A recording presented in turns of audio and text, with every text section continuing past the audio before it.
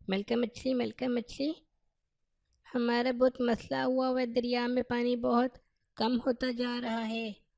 یہ جو ہمارے علاقے کے سب لوگ ہیں، جو انسان ہیں، یہ بہت پانی ضائع کرتے ہیں، نل کے کھول کے چھوڑ دیتے ہیں، فضول میں پانی بہنے دیتے ہیں۔ اس کی وجہ سے ہمارے دریا کا پانی تو بہت کم ہوتا جا رہا ہے۔ اگر اسی طرح انہوں نے پانی ضائع کرنا نہ چھوڑا تو پھر ہمارے دریا کا پانی تو ختم ہو جائے گا اور ہم مر جائیں گی۔ ہم کیا کریں؟ ہاں بھائی مچھلیوں، یہ بات تو میں نے بھی دیکھی ہے کہ اس علاقے کے لوگ تو پانی بہت زیادہ ضائع کرتے ہیں۔ ہمیں اس کے بارے میں کچھ کرنا چاہیے، ورنہ تو دریا کا پانی ختم ہو جائے گا۔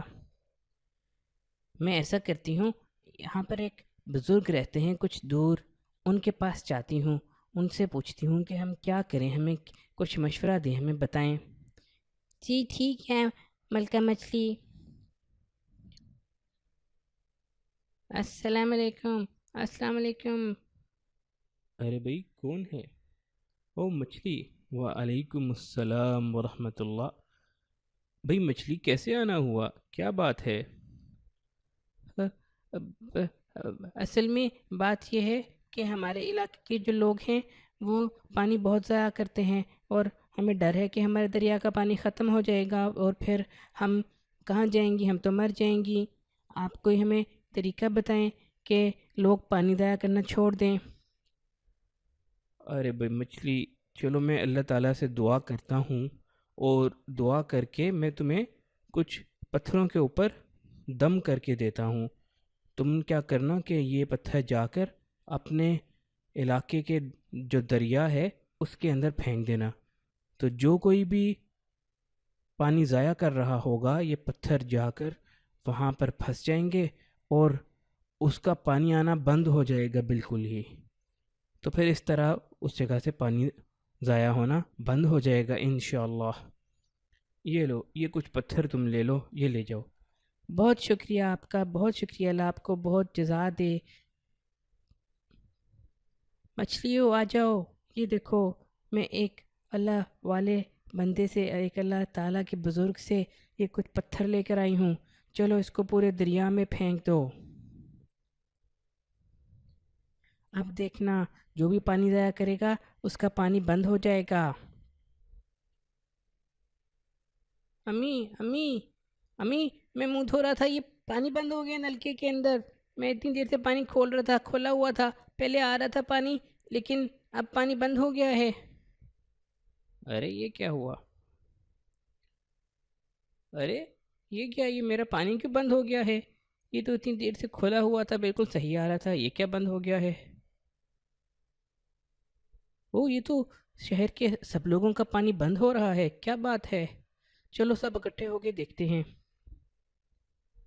السلام علیکم بھائیو، ہم نے دیکھا ہے کہ ہمارے شہر میں اکثر لوگوں کا پانی بند ہوتا جا رہا ہے، کہ اس کی کیا وجہ ہے؟ کسی کو کچھ سمجھ نہیں آ رہی۔ مولانا صاحب آپ کچھ بتائیں گے؟ بھئی میں نے بھی تم لوگوں کی باتیں غور سے سنی ہیں، اور میں نے غور کیا تو دیکھا کہ الحمدللہ میرے گھر کا پانی تو بند نہیں ہوا، اور مجھے یہ سمجھ آ رہی ہے کہ میں پانی بہت احتیاط سے استعمال کرتا ہوں، اور ہمارے گھر میں بھی پانی احتیاط سے استعمال کرتے ہیں، فضول میں کھلا نہیں چھوڑتے، جتنے پانی کی ضرورت ہوتی ہے اتنا پانی استعمال کرتے ہیں، اور پھر نلکے کو بند کر دیتے ہیں، یعنی ہم پانی ضائع نہیں ہونے دیتے۔ اور اسی طرح مسجد کے اندر بھی جو جب ہم وضو کرتے ہیں ہم لوگوں کو سمجھاتے ہیں تو وہ پانی ضائع نہیں کرتے ہیں۔ تو اس لیے دیکھو مسجد کا پانی بھی بند نہیں ہوا، میرے گھر کا بھی پانی بند نہیں ہوا، تو مجھے تو یہ لگ رہا ہے کہ شاید یہ پانی ہم جو ضائع کرتے ہیں اور جو ضائع کرتا ہے اس کا پانی بند ہو رہا ہے۔ جی مولانا صاحب آپ صحیح کہہ رہے ہیں، مجھے پتہ لگ گیا، یہاں پر ایک اور بھی ہمارا دوست تھا، وہ بھی پانی ضائع نہیں کرتا تھا، اس کا پانی بھی بند نہیں ہوا، اور جو پانی ضائع کرتا تھا صرف اس کا بند ہوا ہے۔ یہ تو بہت اچھی بات ہے، شکر ہے ہمیں وقت پہ پتہ لگ گیا کہ ہمیں پانی ضائع نہیں کرنا چاہیے، ورنہ تو ہمیں بہت نقصان ہونا تھا۔ اب انشاءاللہ ہمارے دریا کا پانی بھی بچ جائے گا، اور ہمیں سمجھ آ گئی ہیں انشاءاللہ اب ہم کبھی پانی ضائع نہیں کریں گے، اور جتنے پانی کی ضرورت ہوگی اتنا پانی استعمال کریں گے۔ ہاں جی، ہم سب بھی ایسا ہی کریں گے انشاءاللہ، ہم بالکل پانی ضائع نہیں کریں گے۔ دیکھو بھائی مچھلیوں، الحمدللہ اللہ کے کرم سے دیکھو لوگوں کو سمجھ آ گئی ہے، اب یہ لوگ پانی ضائع نہیں کریں گے انشاءاللہ۔ السلام علیکم ورحمۃ اللہ وبرکاتہ۔ پیارے بچوں، امید ہے آپ کو آج کی کہانی بہت پسند آئی ہوگی۔ آج کی کہانی سے ہمیں پتہ لگتا ہے کہ پانی اللہ تعالیٰ کی بہت بڑی نعمت ہے۔ ہمیں کبھی بھی پانی کو ضائع نہیں کرنا چاہیے۔ جب بھی پانی یوز کریں تو کوشش کریں جتنی ضرورت ہے اتنا یوز کریں، ایکسٹرا یوز نہ کریں، پانی کو ضائع نہ کریں۔ اکثر ہاتھ دھوتے ہوئے یا وضو کرتے ہوئے یا ویسے استعمال کرتے ہوئے بچے پورا نلکا کھول دیتے ہیں، پانی گرتا جاتا ہے، بہتا جاتا ہے، پانی ضائع ہوتا ہے۔ اس لیے ہمیں کوشش کرنی چاہیے کہ ہم پانی کو کبھی ضائع نہ کریں۔ اب ہم چلتے ہیں اپنے نیکسٹ سیگمنٹ کی طرف۔ تو آج ہم آپ کو بتائیں گے کہ رحمت والے باغ میں چھوٹے بچوں میں ہمارے پاس پہلے کی طرح اس بار بھی ماشاءاللہ جو پہلے نمبر پہ آئے ہیں وہ ہیں محمد بن شہزاد۔ محمد بن شہزاد کو بخار بھی تھا، ان کی طبیعت بھی کافی خراب تھی، لیکن پھر بھی ماشاءاللہ انہوں نے کوشش کی، اپنا ہوم ورک کیا، نمازیں پڑھیں، ذکر اذکار کیے، اور ہمیں پھر بتایا کہ انہوں نے کیا کیا ذکر اذکار کیے ہیں اور نمازیں پڑھی ہیں۔ اللہ تعالیٰ آپ کو صحت عطا فرمائے اور زیادہ کرنے کی توفیق عطا فرمائے۔ امید ہے اس کے اوپر اللہ تعالیٰ آپ کو بہت زیادہ اجر عطا فرمائیں گے انشاءاللہ، کیونکہ آپ نے اتنی مشکل کے اندر، بخار کے اندر بھی کوشش کر کے اپنا کام نہیں چھوڑا اور اللہ تعالیٰ کی عبادت اور سنتوں پر عمل جاری رکھا۔ آپ کو بہت بہت مبارک ہو۔ اس کے بعد بڑے بچوں میں ہمارے پاس پہلے نمبر پہ عائشہ شہزاد اور فاطمہ شہزاد ہیں۔ آپ دونوں کو بھی بہت بہت مبارک ہو۔ فاطمہ کی طبیعت بھی کافی دنوں سے بہت سخت خراب تھی، اللہ تعالیٰ فاطمہ کو شفا عطا فرمائے۔ اور پھر بھی فاطمہ کی کوشش رہی اور فکر رہی کہ ہوم ورک اور سنتوں پہ عمل اور نمازیں جو ہیں ان کو پورا کریں۔ اللہ تعالیٰ آپ دونوں کو اور آپ سب کو بہترین طریقے سے سنتوں پر عمل کرنے کی توفیق عطا فرمائے اور سب کو شفا عطا فرمائے۔ اس کے بعد ہمارا نیکسٹ سیگمنٹ جس کے اندر روزے کے مسائل سے متعلق ہم آپ کو کچھ بتا رہے تھے۔ روزے سے مسائل سے متعلق ہم نے آپ کو کافی باتیں بتائی ہیں، آج ہم ان کی جلدی سے مختصر سی دہرائی کریں گے، ریویژن کریں گے تاکہ ایک بار تازہ ہو جائے آپ کے ذہن میں روزے کے مسائل۔ کوشش کریں کہ ان کو سیکھیں، ان کو سمجھیں اور ضرورت کے وقت ان پہ عمل کریں۔ تو سب سے پہلے جو سب سے اہم بات ہے روزے کے مسائل کے اندر ہم نے آپ کو بتائی تھی، وہ یہ ہے کہ سحری کا ختم ہونے کا وقت اور افطاری کا وقت، اس کے اندر احتیاط بہت ضروری ہے۔ یعنی جو چارٹس کے اندر سحری کا وقت لکھا ہوتا ہے، جو نارمل مارکیٹ میں چارٹس ملتے ہیں، اس سے 2-3 منٹ پہلے آپ کو سحری ختم کر لینی چاہیے۔ اذان تک انتظار نہیں کرنا، یہ نہیں سوچنا کہ ابھی اذانیں ہو رہی ہیں یا اذانیں شروع ہو گئی ہیں تو میں کھاتا رہوں۔ اذان تو سحری ختم ہونے کے کچھ دیر بعد ہوتی ہے، اس لیے ہمیشہ سحری سے کا جو وقت چارٹس کے اندر نارمل چارٹس میں ہوتا ہے اس سے کچھ منٹ پہلے سحری ختم کر لیں، یا پھر ایسے چارٹس یوز کریں جس کے اندر پہلے سے انہوں نے یہ احتیاط ڈالی ہوتی ہے۔ اور اسی طرح افطاری کے وقت تب تک افطار نہ کریں جب تک یقین نہ ہو جائے کہ افطاری کا وقت داخل ہو گیا ہے، سورج غروب ہو گیا ہے۔ اس کے اندر بھی جو چارٹس میں وقت دیا ہوتا ہے اس سے 1-2 منٹ کی کم از کم احتیاط ضروری ہے، یا پھر ایسے چارٹ استعمال کریں جس کے اندر یہ احتیاط ڈالی ہوتی ہے۔ اکثر اذان کے ساتھ شروع کر دیتے ہیں افطاری کرنا، لیکن بہت سی جگہوں پر دیکھا گیا ہے کہ اذان وقت سے پہلے ہو جاتی ہے یا اذان کے اندر احتیاط کا خیال نہیں کیا جاتا، اس لیے اس کے بارے میں بہت احتیاط کریں۔ اس سے روزہ خراب ہونے کا ڈر ہے کہ اگر آپ نے سحری بعد تک کھاتے رہے تو آپ کا روزہ نہیں ہوگا، اور اگر آپ نے افطاری جلدی کر لی تو آپ کا روزہ خراب ہو جائے گا۔ تو اس لیے کوشش کریں کہ چند منٹ سے کچھ فرق نہیں پڑے گا انشاءاللہ، احتیاط کریں، انشاءاللہ آپ کا روزہ محفوظ رہے گا۔ اس کے بعد روزے کو توڑنے والی چیزیں، اس کے اندر سب سے پہلے ہے جان بوجھ کر کھانا پینا، کہ اگر آپ روزے کی حالت میں ہیں اور جان بوجھ کے آپ نے کچھ بھی کھایا یا پیا، یعنی جو چیزیں روزے میں منع ہیں یعنی کھانا پینا وغیرہ، تو اس سے روزہ ٹوٹ جائے گا۔ اس کے بعد ہے جان بوجھ کر منہ بھر کے کیا کرنا، اگر آپ جان بوجھ کے کیا کرتے ہیں، جس طرح کچھ لوگ منہ میں انگلی ڈال کے کیا کرتے ہیں کسی وجہ سے یا ویسے ہی، تو اس سے بھی روزہ ٹوٹ جائے گا اگر منہ بھر کے آپ کو کیا آ گئی۔ اس کے بعد ناک میں دوائی ڈالنے سے بھی روزہ ٹوٹ جاتا ہے، کیونکہ ناک سے دوائی حلق میں چلی جاتی ہے۔ پھر کوئی بھی دھواں والی چیز جان بوجھ کے ناک یا حلق میں پہنچانا، بے شک وہ خوشبو کا دھواں ہو، خوشبو والا دھواں ہو، جس طرح بخور ہوتا ہے، لوبان ہوتا ہے، اگربتی ہوتی ہے، یا کوئی اور دھواں ہو، اس کو اگر آپ جان بوجھ کے اپنے ناک میں یا حلق میں پہنچائیں گے تو اس سے روزہ ٹوٹ جائے گا۔ سگریٹ پینا، سگریٹ پینے سے روزہ ٹوٹ جاتا ہے۔ حقہ پینا، اس سے بھی روزہ ٹوٹ جاتا ہے۔ ویپ کرنا، ویپ سے بھی روزہ ٹوٹ جاتا ہے۔ اور شیشہ کرنا، اس سے بھی روزہ ٹوٹ جاتا ہے۔ تو ان چیزوں کا بہت خیال رکھنا ہے۔ یہ موٹی موٹی چیزیں ہیں، اس کی ڈیٹیل ہم نے آپ کو پہلے بتائی ہوئی ہے۔ آپ کوشش کریں کہ ڈیٹیل وہاں سے دیکھ لیں، لیکن یہ موٹی موٹی چیزیں ہیں جن سے روزہ ٹوٹ جاتا ہے، اس کا خاص خیال رکھیں۔ اب وہ چیزیں جو روزے میں مکروہ ہیں، مکروہات، اس کے اس کے اندر سب سے پہلے ہمارے پاس ہے ٹوتھ پیسٹ کرنا، کہ ٹوتھ پیسٹ کرنے سے روزہ مکروہ ہو جاتا ہے، ٹوٹتا تو نہیں ہے، مکروہ ہو جاتا ہے، اور حلق میں چلی جائے تو تب ٹوٹ بھی جاتا ہے، اس لیے اس سے بچنا چاہیے۔ کسی چیز کو چبانا یا چک کر تھوک دینا، اس سے بھی روزہ مکروہ ہوتا ہے۔ غیبت کرنا ویسے بھی حرام ہے، اور روزے میں تو اور زیادہ سخت منع ہے، اس لیے اس سے بھی روزہ مکروہ ہو جاتا ہے۔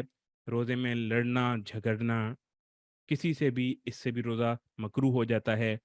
گالی دینا، بے شک انسان کو دیں یا ویسے دیں، یا اگر کسی کو گالی دینے کی عادت ہے ویسے ہی، تو اس سے بھی روزہ مکروہ ہو جاتا ہے، اس سے بچے۔ اس کے بعد وہ عذر جن سے روزہ چھوڑنے کی اجازت ہے، کہ اگر یہ عذر کسی کو لاحق ہیں تو اس کو اجازت ہے کہ وہ روزہ چھوڑ سکتا ہے۔ اس کے اندر سب سے پہلے ایسی بیماری جس سے روزے کی طاقت نہ رہے، یعنی اگر کسی کو ایسی بیماری درپیش ہے، ایسا بیمار ہے کہ اس کی وجہ سے اتنا کمزور ہو گیا کہ روزہ نہیں رکھ سکتا، تو اس کو اجازت ہے کہ وہ روزہ چھوڑ سکتا ہے۔ اسی طرح سفر شرعی، یعنی اگر کوئی مسافر ہے، 48 میل کی مسافت سے اپنے علاقے سے دور جا چکا ہے اور سفر شرعی میں ہے، تو اس کو اجازت ہے کہ روزہ چھوڑ سکتا ہے۔ بہتر ہے کہ اگر آسانی ہے سفر کے اندر تو روزہ رکھ لے، لیکن اگر چھوڑ دے تو اس کی اجازت ہے۔ اور اگر کوئی شخص بیمار ہے، یا ڈاکٹر نے، جو کوئی دینی ڈاکٹر ہو، اس نے بتایا ہے کہ اگر روزہ رکھے گا تو اس سے اس کا مرض، اس کی بیماری بہت زیادہ بڑھ جائے گی، تو اس کو بھی اجازت ہے کہ وہ روزہ چھوڑ سکتا ہے۔ اور اسی طرح اگر کسی وجہ سے بھی کسی کو جان کا خطرہ لاحق ہو روزہ رکھنے کی وجہ سے، یا وہ روزہ رکھنے کی وجہ سے اتنا بیمار یا لاغر یا کمزور ہو جائے کہ جان کا خطرہ پیدا ہو جائے، یا پھر اگر کوئی شخص اس کو زبردستی کوئی دھمکی لگائے کہ اگر تم روزہ رکھو گے تو میں تمہیں قتل کر دوں گا، مار دوں گا، تو ایسی حالت کے اندر بھی روزہ چھوڑنے کی گنجائش ہے۔ اس کے بعد چند مسائل روزے کی قضا سے متعلق۔ اس کے اندر سب سے پہلی بات تو یہ کہ بالغ ہونے کے بعد یا 15 سال کے بعد جتنے روزے نہیں رکھے ان کی قضا لازم ہے، اور چھوڑے گئے ہر ایک روزے کے بدلے میں ایک روزہ قضا رکھنا ہوگا۔ یہ رمضان کے روزے سے متعلق ہے۔ اور رمضان میں جتنے روزے بغیر کسی عذر کے توڑے ہوں، جس نے یعنی بغیر کسی عذر کے جان بوجھ کے آپ نے روزہ توڑا ہو، تو ان کی قضا بھی لازم ہے اور کفارہ بھی لازم ہے۔ اور کفارہ یہ ہے کہ 2 ماہ یعنی 60 دن مسلسل روزے رکھے جائیں۔ اور کفارے کے روزوں کے علاوہ ہر توڑے ہوئے روزے کی قضا بھی ضروری ہے، یعنی جتنے آپ نے روزے توڑے ہیں ان کی قضا تو کرنی ہی ہے۔ یہ 60 روزے جو کفارے کے ہیں یہ اس کے علاوہ ہیں۔ تو کوشش کریں کہ روزہ نہ ٹوٹے، خدا نہ خواستہ اگر کوئی روزہ قضا ہو جائے یا ٹوٹ جائے تو پھر یہ مسائل آپ کو یاد ہونے چاہیے۔ یہاں پر ہمارا روزے سے متعلق جو سیکشن ہے وہ ختم ہوتا ہے۔ اب نیکسٹ سیگمنٹ ہمارا وہ ہے معاشرت کی سنتیں۔ ہم آپ کو بتا رہے تھے اس کے اندر پڑوسیوں کے حقوق پہ بات چل رہی تھی، آج پڑوسیوں کے حقوق سے متعلق کچھ مزید باتیں آپ کو بتائیں گے۔ اس کے اندر ایک مرتبہ حضرت عائشہ صدیقہ رضی اللہ تعالی عنہما نے عرض کیا کہ یا رسول اللہ صلی اللہ علیہ وآلہ وسلم، میرے 2 پڑوسی ہیں، میں ان میں سے کس کو پہلے یا زیادہ ہدیہ بھیجوں؟ آپ نے فرمایا جس کا دروازہ تمہارے دروازے سے زیادہ قریب ہو۔ تو بچوں، اس سے ایک تو ہمیں یہ پتہ لگتا ہے کہ جو ہمارے پڑوسی ہیں ان کو ہدیہ دیتے رہنا چاہیے۔ اس سے باہمی محبت بڑھتی ہے، رنجشیں دور ہوتی ہیں، اتفاق پیدا ہوتا ہے۔ تو اس لیے ایک تو ہدیہ دیتے رہنا چاہیے، اور پھر ہدیہ دینے کے حق میں جس طرح ہمیں بتایا گیا کہ جس کا دروازہ آپ سے زیادہ قریب ہے، جو آپ کا زیادہ قریبی پڑوسی ہے، اس کا حق پہلے ہے۔ حضرت ابوذر غفاری رضی اللہ تعالیٰ عنہ کو آپ صلی اللہ علیہ وآلہ وسلم نے نصیحت کرتے ہوئے فرمایا کہ جب تم سالن بناؤ تو اس میں پانی زیادہ رکھو اور اپنے ہمسایوں کی خبر گیری کرو، یعنی صرف اپنی لذت کے پیش نظر سالن نہ بناؤ بلکہ ضرورت مند ہمسایوں کا بھی خیال رکھو اور ان کے گھر بھی سالن بھیجو۔ بچوں، یہ بھی ایک بہت اچھی عادت ہے، بہت اچھی پریکٹس ہے۔ ہمارے جو بڑے تھے، جو پرانے تھے، ان کے اندر تو یہ عادت بہت زیادہ دیکھی گئی ہے۔ آج کل یہ کم ہوتی جا رہی ہے کہ جب کھانا بناتے تھے یا کوئی اچھا کھانا بناتے تھے تو ضرور اپنے ہمسایوں کو بھیجا کرتے تھے۔ آج کل یہ عادتیں کم ہو رہی ہیں، کوشش کریں کہ اس کو دوبارہ زندہ کریں، اور جو بھی کھانا بنائیں یا کوئی اچھا کھانا بنائیں تو اپنے ہمسایوں کو بھیجیں۔ اس کے بعد ایک اور حدیث کہ حضور اکرم صلی اللہ علیہ وآلہ وسلم نے ایک مرتبہ عورتوں کو مخاطب کرتے ہوئے فرمایا کہ اے مسلمان عورتوں، کوئی ہمسائی اپنے ہمسائی کے لیے ہدیہ اور صدقہ حقیر نہ سمجھے، اگرچہ بکری کا ایک کھر ہی ہو۔ تو کئی دفعہ ہوتا ہے کہ آپ کو لگتا ہے کہ شاید ہمارا سالن اتنا اچھا نہیں، ہمارا کھانا اتنا اچھا نہیں ہے، ہمارا تحفہ اتنا اچھا نہیں ہے، ہم ہمسایوں کو بھیجیں گے تو شاید اچھا نہ لگے۔ تو اس چیز کا خیال نہیں کرنا، اپنی استطاعت کے مطابق جو بھی ہے آپ کے پاس جیسا بھی ہے آپ ہمسایوں کو ضرور بھیجیں۔ حضرت معاویہ رضی اللہ تعالی عنہ بن حیدہ رضی اللہ تعالی عنہ کی ایک روایت ہے جس میں نبی کریم صلی اللہ علیہ وآلہ وسلم نے فرمایا کہ پڑوسی کا تم پر یہ حق ہے کہ اگر پڑوسی کسی بیماری میں مبتلا ہو جائے تو اس کی عیادت اور خبر گیری کرو، اگر اس کا انتقال ہو جائے تو اس کے جنازے میں شرکت کرو، اور اگر کسی ضرورت وغیرہ سے قرض مانگے تو اس کو قرض دو، اور اگر کوئی برا کام کر بیٹھے تو پردہ پوشی کرو، اور اگر اس کو کوئی نعمت ملے تو مبارکباد دو، اور اگر کسی مصیبت کا شکار ہو جائے تو تعزیت کرو، اور اپنی عمارت کو اس کی عمارت سے اس قدر بلند نہ کرو کہ اس کے گھر کی ہوا بند ہو جائے اور تمہاری ہانڈی کی مہک اس کے لیے تکلیف کا باعث ہو۔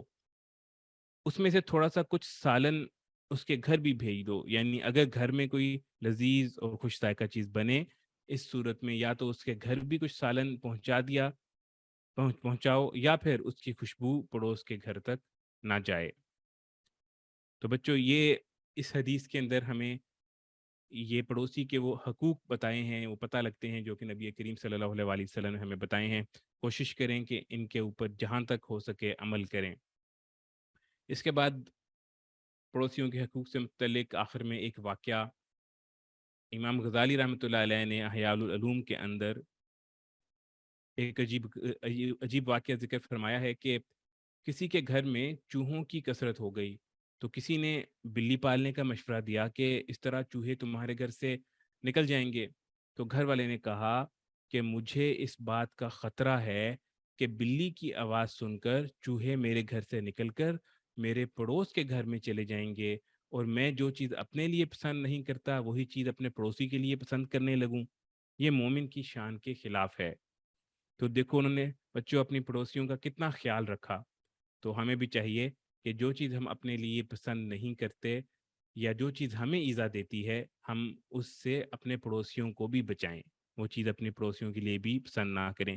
بعض دفعہ ایسا ہوتا ہے آپ گاڑی دھو رہے ہیں یا گھر کا صحن دھو رہے ہیں یا کچھ ایسا کام کر رہے ہیں جس سے پانی آپ کے پڑوسیوں کی طرف جا رہا ہے یا رستے میں جا رہا ہے، تو اس کا بہت خیال رکھیں کہ رستے میں آنے جانے والے آپ کے گھر سے آگے گزرنے والوں کو یا آپ کے پڑوسیوں کو کوئی تکلیف نہ ہو، ایسے کام نہ کریں جو آپ کے پڑوس کے لیے، آپ کے پڑوسیوں کے لیے یا راہ گیروں کے لیے ایذا کا باعث ہو، ان کو ان کی تنگی کا باعث ہو۔ بہت سے لوگ کہتے ہیں کہ ہم تو اپنے گھر کے اندر ہی کر رہے ہیں، اگر باہر پانی جا رہا ہے تو کیا ہو گیا؟